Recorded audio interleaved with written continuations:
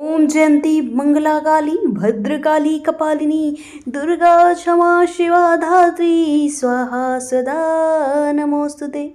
मित्रों, चैत्र नवरात्रि का व्रत का पारण कब और कैसे करें, ये प्रश्न आपके मन में अवश्य चल रहा होगा। आइए जानते हैं इसकी पूरी विधि।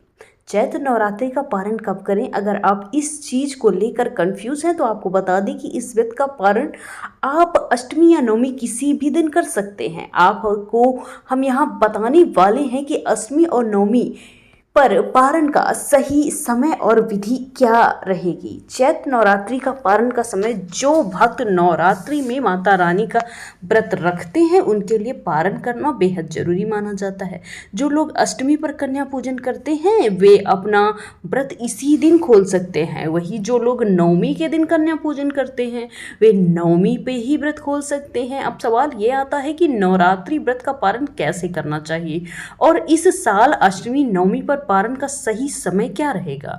चैत्र नवरात्रि व्रत का पारण 16 या 17 अप्रैल दोनों में किसी एक दिन किया जा सकता है। अगर आप आखिरी व्रत सप्तमी तिथि तक रखते हैं तब नवरात्रि की अष्टमी को व्रत खोल सकते हैं। अगर आप आखिरी व्रत अष्टमी को रखते हैं तब आप नवमी तिथि पर अपना पारण खोल सकते हैं। अब हम आपको बताएंगे कि अष्टमी और नवमी दोनों तिथि में सही समय पारण का क्या है।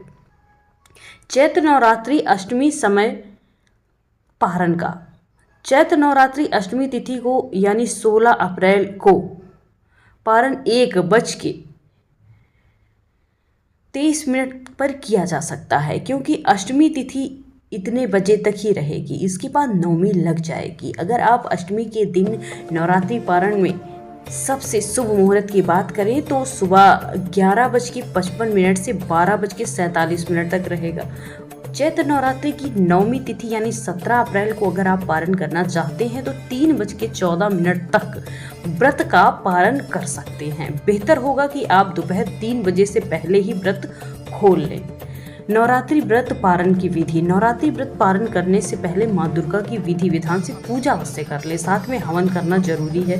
फिर भोग स्वरूप हलवा पूरी और चने का प्रसाद चढ़ाएं। इसके बाद कन्या पूजन अवश्य करें। कन्या पूजन के बाद पैर छूकर उनका आशीर्वाद प्राप्त करें। कन्या के पूजन के बाद माता रानी का प्रसाद खाकर आप व्रत खोल सकते हैं।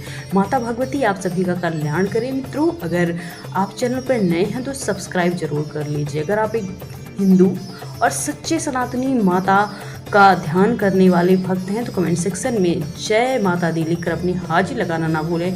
Thanks for watching.